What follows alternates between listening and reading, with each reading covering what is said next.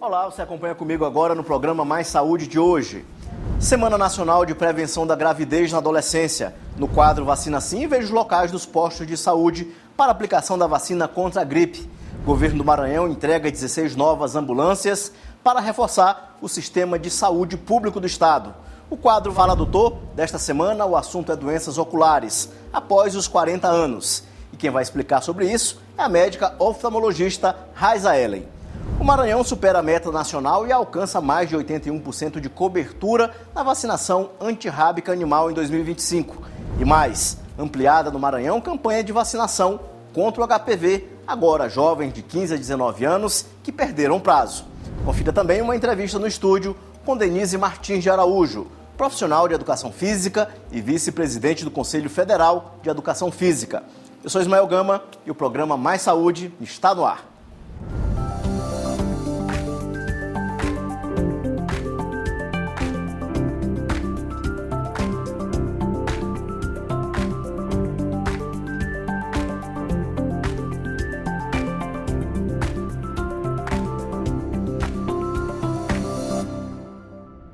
Fevereiro marca a Semana Nacional de Prevenção da Gravidez na Adolescência. Os dados acendem um alerta. O Maranhão lidera os casos no Nordeste e ocupa a 4ª posição no país. Além dos impactos na saúde, a gravidez precoce traz reflexos sociais e econômicos. A repórter Stephanie Souza mostra o que está sendo feito para enfrentar esse desafio e como a informação pode mudar essa realidade. O Brasil é o 2º país do mundo com maior nascimento de bebês de mães adolescentes. O Maranhão lidera o número de casos na região Nordeste. É o 4º em todo o país. De acordo com os últimos dados do Sistema de Informação sobre Nascidos Vivos, o Maranhão apresentou o crescimento de meninas grávidas. De 2024 para 2025, houve um registro de 76 casos a mais. Entre os municípios com maior índice estão Barra do Corda, São Luís e Buriticupu. Para a presidente da Sociedade de Puericultura e Pediatria do Maranhão, a gravidez na adolescência ocasiona não só preocupação na saúde, mas no contexto econômico e social. Ela precisa de uma política pública que envolve não só os setores de saúde, uma educação, porque há que haver uma educação sexual, tanto na família quanto na escola. E quando se fala em educação sexual, não é estimular o início precoce da vida sexual, é qualificar as escolhas, é educar e que ela tenha acesso aos métodos contraceptivos. E em relação a isso envolve não só saúde, educação, mas a sociedade civil como um todo, sempre baseada em indicadores, baseado na epidemiologia e baseado também no diagnóstico social daquela comunidade. A gravidez na adolescência é tratada principalmente com as mulheres, mas exceto os casos de estupro de vulnerável, é preciso falar sobre os pais na adolescência, em especial a conscientização de meninos sobre os riscos e as responsabilidades da prática sexual. A especialista explica os desafios para enfrentar essa situação no estado. O principal profissional a atender o adolescente é o pediatra.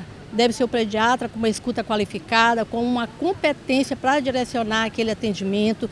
Esses são os principais desafios. E o principal também, eu digo vários principais, né? Um principal também é em relação ao bebê, porque nasce prematuro, precisa de acesso à unidade neonatal. Precisa que essa família dê apoio, tenha uma rede de apoio que vá acolher aquela mãe, aquela adolescente e também o pai. Então, são vários fatores, são vários desafios que precisam ser, por isso, ordenados de forma conjunta. Para além da orientação em casa, o poder público precisa agir para ampliar esses direcionamentos. A Assembleia Legislativa, por exemplo, já possui 3 leis aprovadas e sancionadas nos últimos 2 anos sobre o desafio da gravidez na adolescência. Em 2024, a Lei nº 12.291, de autoria do deputado Leandro Belo, cria a Semana Estadual de Conscientização sobre os Riscos, Desafios e Prevenção de Gravidez na Adolescência.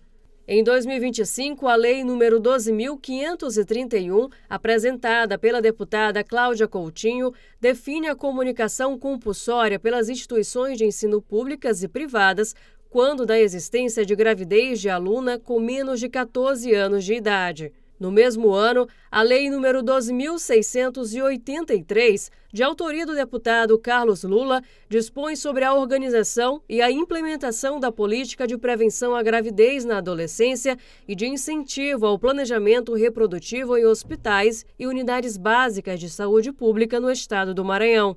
A informação é o principal método para prevenir a gravidez na adolescência, conscientizando meninas e meninos a agir com mais responsabilidade. A Secretaria Municipal de Saúde divulga os locais das unidades de saúde que você vai encontrar as vacinas contra a gripe. Acompanhe no nosso quadro Vacina Sim.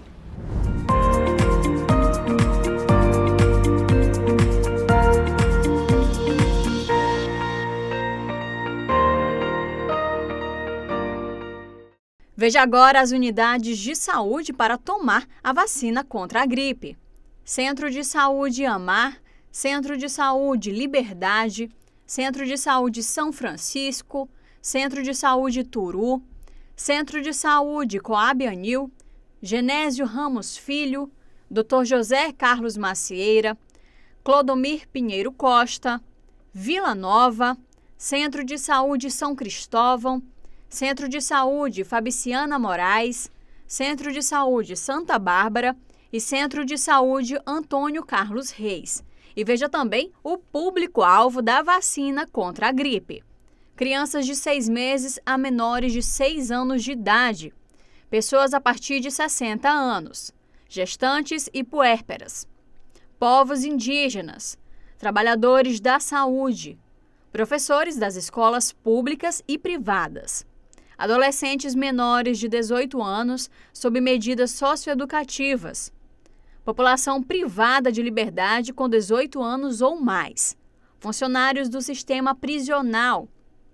Pessoas com doenças crônicas não transmissíveis e outras condições clínicas especiais. Quilombolas. Pessoas com deficiência permanente a partir dos 12 anos de idade.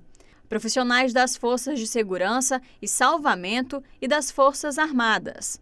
Pessoas em situação de rua e caminhoneiros, trabalhadores de transporte coletivo rodoviário, de passageiros urbanos e de longo curso e trabalhadores portuários. Esse foi o quadro Vacina Sim.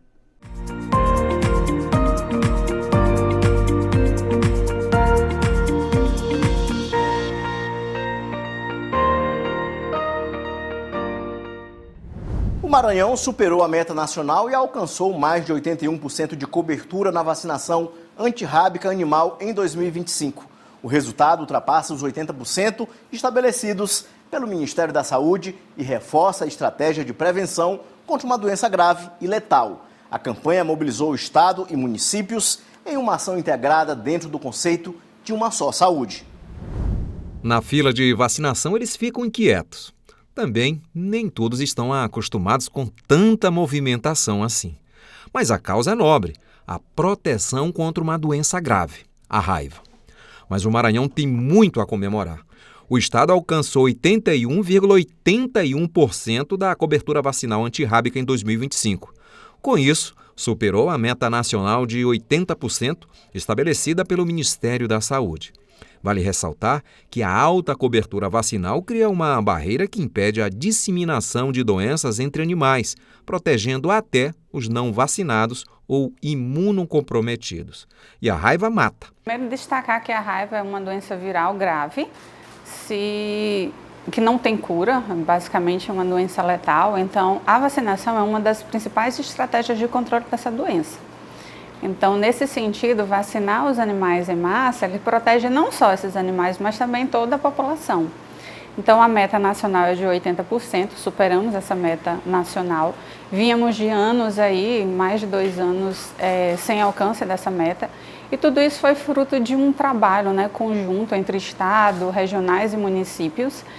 A vacina é importante porque a raiva em cães é uma doença que afeta o sistema nervoso central, sendo transmitida por mordidas e arranhaduras de animais infectados. E os sintomas incluem agressividade, paralisia, salivação excessiva que chega a espumar, latidos roucos e dificuldade para engolir.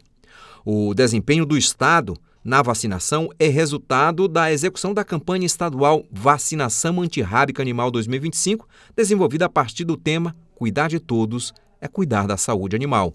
Uma só saúde, um só cuidado.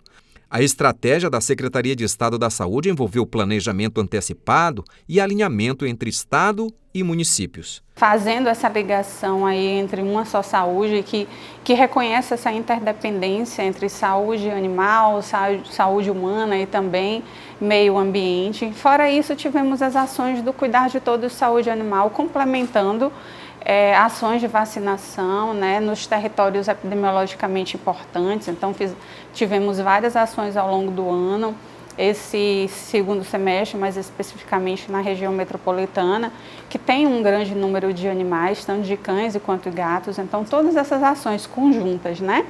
Com os animais protegidos, seus tutores também ganham um escudo de proteção. No quadro Fala Doutor desta semana, vamos falar sobre os cuidados com doenças oculares depois dos 40 anos. E quem vai explicar sobre isso é a médica oftalmologista Raiza Ellen.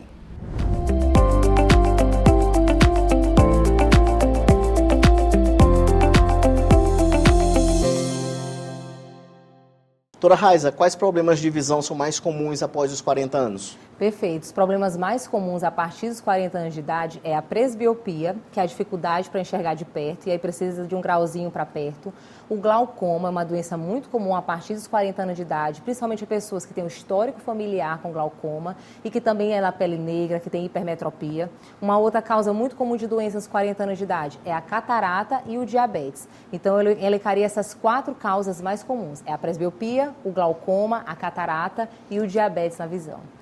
E no caso, diabetes e pressão alta afetam os olhos de que forma? Perfeito. Diabetes, sim, gente, pode acometer várias alterações nos olhos. Desde a alteração mais comum, que são sangramentos no fundo do olho, ou edemas, que são vazamentos dos vasos do fundo do olho, até um descolamento de retina, que é um caso gravíssimo na oftalmologia, mas também coisas mais sutis, como, por exemplo, uma alteração do grau pode dar alterado, quem o diabetes estiver descontrolado, pode dar também uma diplopia, uma visão embaçada, tudo isso causado pelo diabetes. E já a hipertensão, que é a pressão do sangue alta, pode dar vazamentos e sangramentos no fundo do olho. Então, por isso que quem tem diabetes e quem tem pressão alta precisa se consultar todo ano com o oftalmologista. Doutora, catarata e glaucoma dão sintomas no início?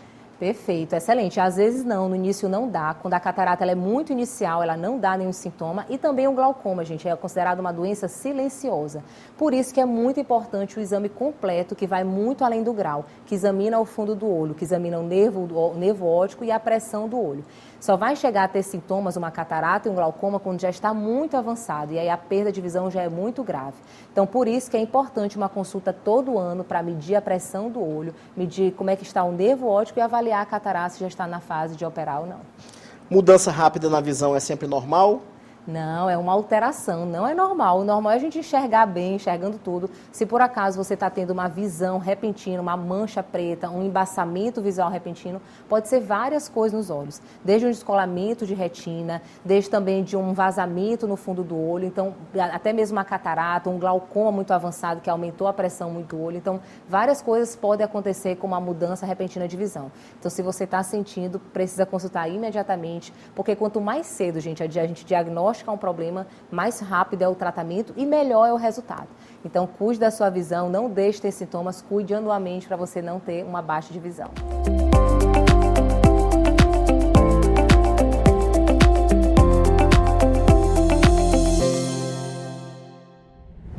E acompanhe no próximo bloco, o governo do Maranhão entrega novas ambulâncias para reforçar o sistema de saúde do estado.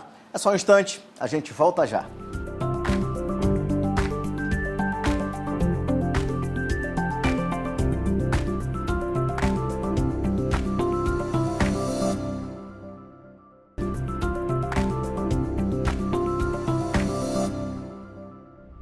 O governo do Maranhão entregou esta semana 16 novas ambulâncias para reforçar o sistema de segurança pública do estado.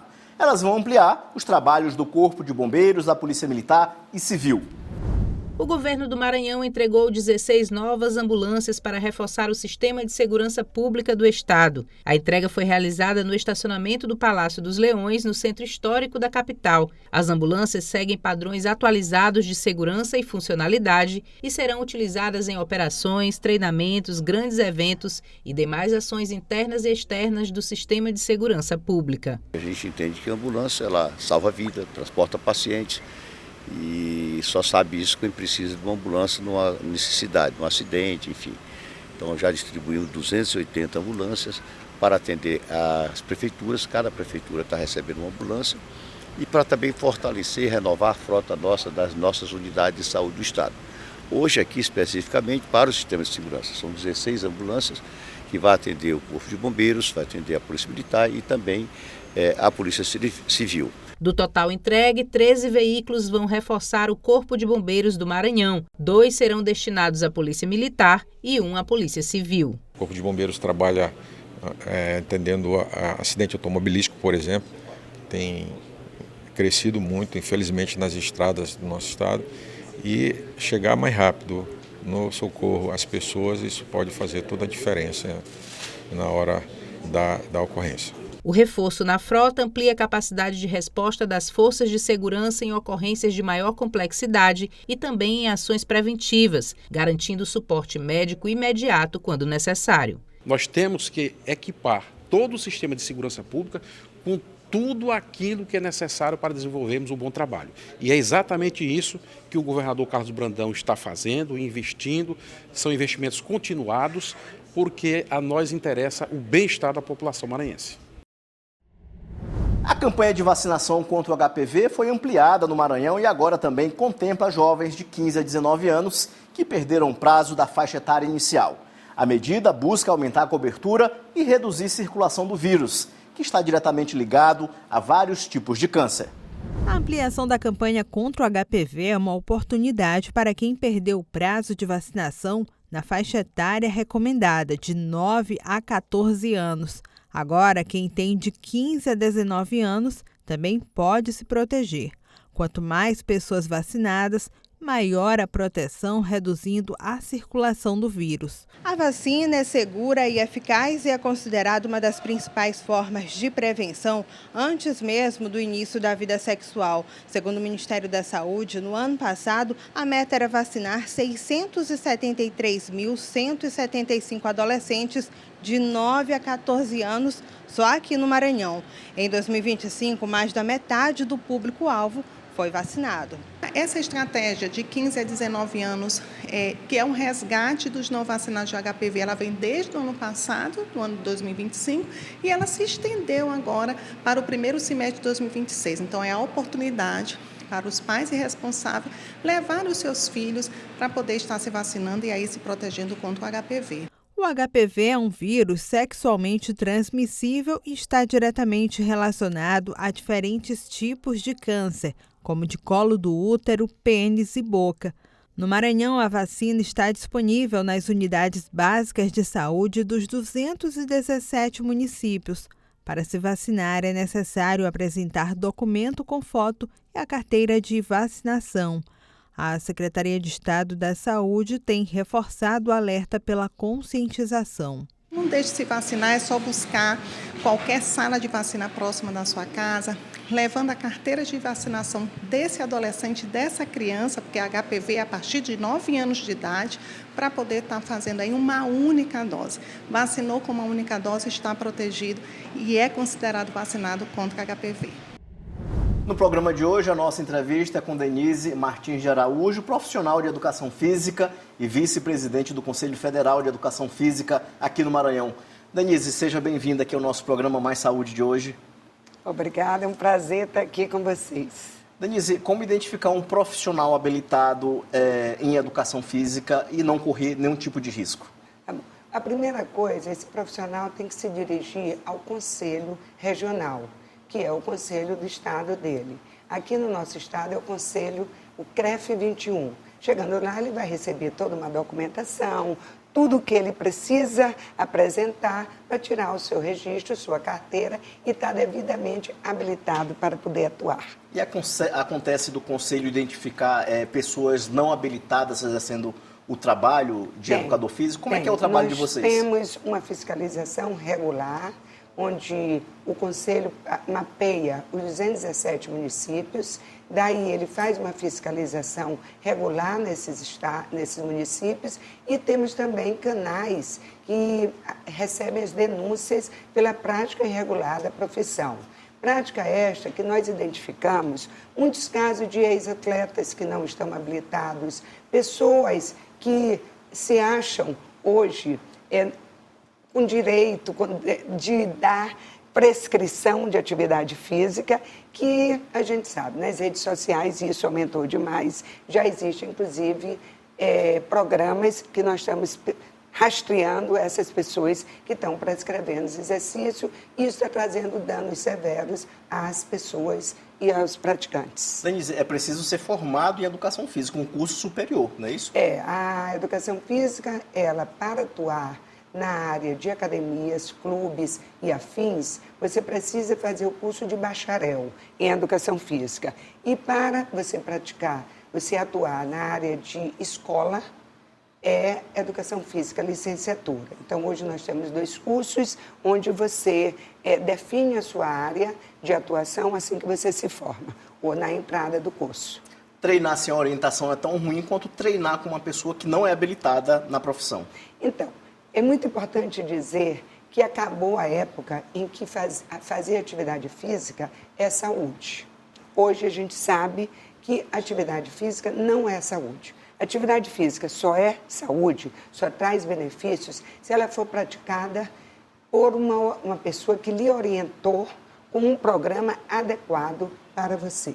Se você tiver uma carga, uma intensidade, uma regularidade, tem que respeitar esses princípios da individualidade, da regularidade, da intensidade. E quem estudou, quem está apto para conhecer essa prescrição de exercício é o profissional de educação física. Então, é muito importante que a sociedade se conscientize de buscar sempre uma prática, seja em academia, seja numa assessoria esportiva, um funcional na praia, qualquer área que ele vá praticar, ele tem que procurar sempre a ajuda de um profissional de educação física. Além de ter a busca de um profissional qualificado, existe algum outro erro que as pessoas cometem quando vão fazer atividade física sem orientação? O que é mais comum que você percebe como profissional da educação física e também vice-presidente do Conselho?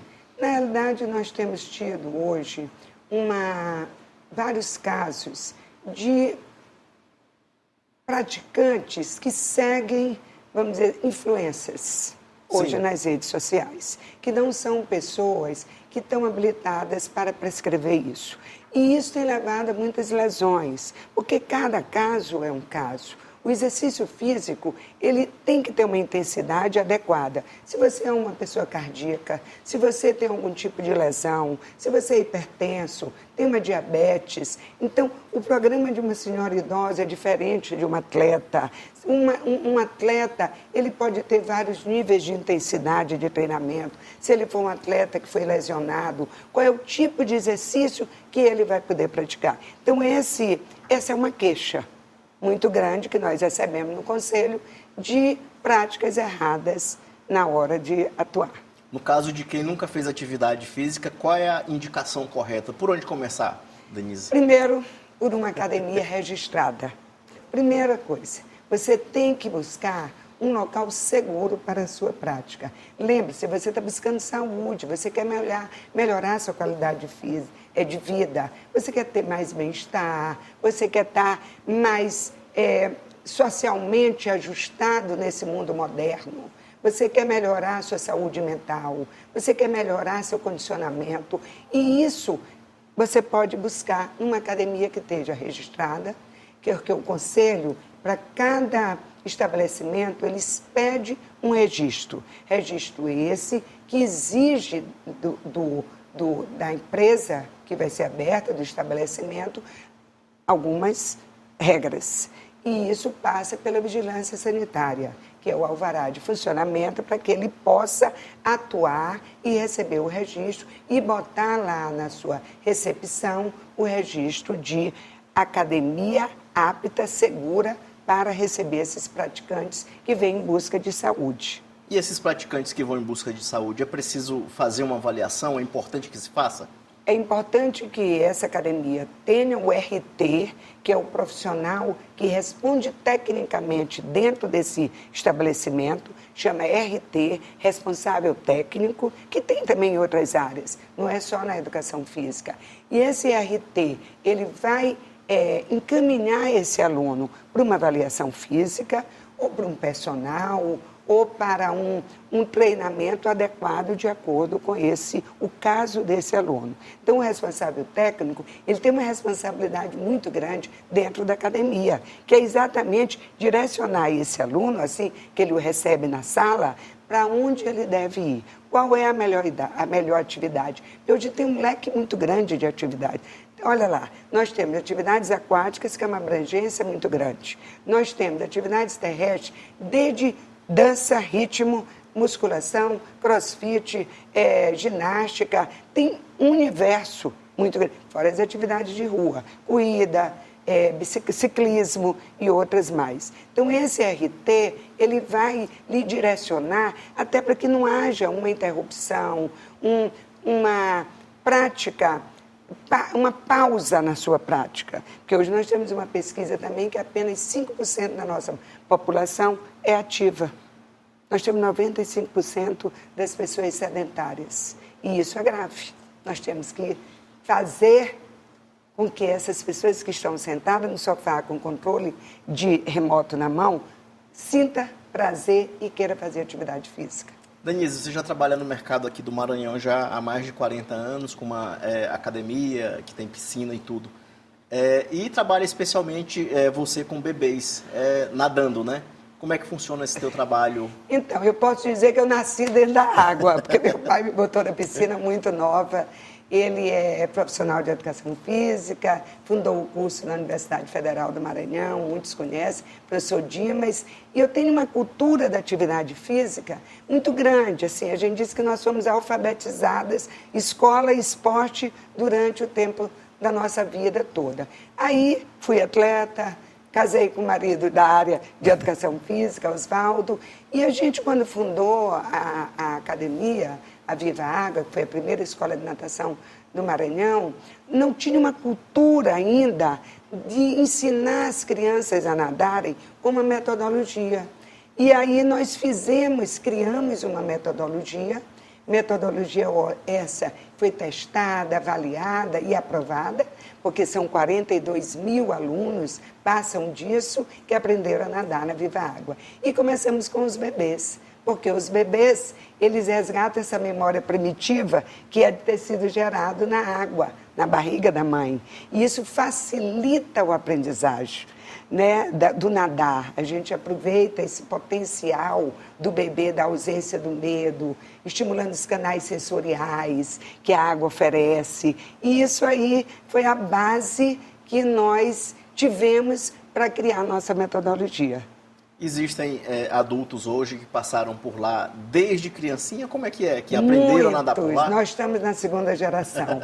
Nós já temos hoje pais que aprenderam a nadar com a gente, disputaram campeonatos, participaram de competições e hoje são pais, os filhos já estão lá. E eles nadam no Master, que hoje também houve um avanço muito grande pós-pandemia da prática regular da natação Master. Então, muitos desses pais passaram, abandonaram uma época e hoje voltam com seus filhos e fazem a natação, participam da natação Master. E Denise, é interessante. Para ter bebês nadando é preciso ter um cuidado especial com a água, com a piscina. E existe um protocolo muito rigoroso para manter a qualidade da água e a saúde de quem frequenta, né? Como é que é? Nós vamos falar agora num ponto que é extremamente importante. Reforçar que a segurança na prática da natação, ela é a base. Ninguém pode entrar numa piscina sem ter os parâmetros de avaliação dessa água, que são o pH, que deve estar sempre no ideal. O ideal é que esteja na lágrima, igual a lágrima dos olhos. O cloro. Nós temos que ter uma temperatura adequada, um ambiente que tenha salubridade, um ambiente seguro, que não tenha risco de escorregar, que não tenha o lodo, que tenha banheiros limpos, arejados e que essa criança saiba a altura dessa piscina, dessa profundidade, para que ela não se atire e ali aconteça algum acidente. Então, uma piscina ela tem que ser extremamente segura para a prática da atividade física, porque a água é parada e toda água parada é perigosa. Então, ela tem que ter uma filtragem de 12 a 24 horas por dia. Todos os dias ela tem que ser muito bem filtrada, porque é uma piscina coletiva. Quais os cuidados indicam que a água precisa de mais cuidado nessa experiência de vocês? Olha, primeiro nós vamos ver logo você vê visivelmente uma água quando ela não está clara, límpida. Se você vê um verde lodo, se você vê uma água turva, você não precisa nem ser químico, nem ser um técnico. O bom senso você já indica. observa ali. Outra coisa, mau cheiro. Vocês viram a mídia, na última semana, explorando o caso que teve na Academia de São Paulo, o cheiro do gás. Produtos ali que foram misturados sem uma dosagem adequada, sem um químico ali para orientar e sem um especialista para prescrever a quantidade de cloro, pelo volume de água, que dependendo da quantidade de água, isso é proporcional. E aconteceu um acidente, como infelizmente veio a óbito uma aluna e alguns ainda estão na UTI, que a gente, do Conselho, está solidária à família, a todos que estão sofrendo pelo que aconteceu. Lamentamos muito o ocorrido. Denise, qual tipo de atividade é considerada mais completa, na água ou fora da água? Você é suspeita para falar? Eu sou suspeita, mas eu vou dizer porque eu tenho fundamentação científica. A natação é a que você pratica mais tempo na sua vida, porque ela menos lesiona. Então, você não pode jogar futebol, jogar vôlei, fazer atletismo, judô, beber.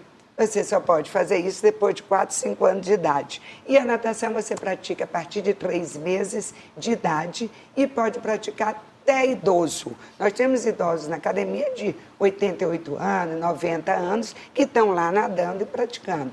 Então, eu acredito que a natação continua sendo a rainha dos esportes, sendo o esporte mais indicado pela maioria dos médicos, lógico, para dar essa base de motora, de equilíbrio, de sustentação de postura, de fortalecimento do aparelho cardiorrespiratório, e aí depois a criança é encaminhada a outros esportes. Denise, para terminar nossa conversa aqui, qual é a recomendação, a orientação que você indica para quem está em casa que ainda não se despertou a fazer atividade física, seja ela qual for? Que você aproveite esse início de ano de 2026 e procure pensar como eu gostaria de fazer uma atividade física. O que eu me identifico mais? É uma atividade mais intensa? É uma atividade mais moderada? E que faça um pacto com você mesma, que você vai fazer uma prática 3 vezes por semana, a princípio. Ponha na sua rotina diária esse contrato com você. Faça isso por 6 meses, sem interrupção. Faça sol, faça chuva, filho, marido, quem tiver ao seu redor. Não, vou para minha aula, vou fazer minha atividade física. Depois de 6 meses praticando, você não para mais. Porque você vai ver tantos benefícios, você vai se sentir tão bem, você vai estar outra pessoa, seu humor melhora, sua atividade vai produzir mais, é outra pessoa. Então, a sua saúde vai melhorar. Aí, depois, você vai mudando. Tem um cardápio grande aí de atividades físicas para você escolher. Denise, obrigado por sua participação aqui no programa Mais Saúde de hoje. Prazer. Esse foi o nosso programa Mais Saúde de hoje. Para você, um bom início de semana. E a gente se encontra no próximo domingo, às 9 da manhã. Até lá!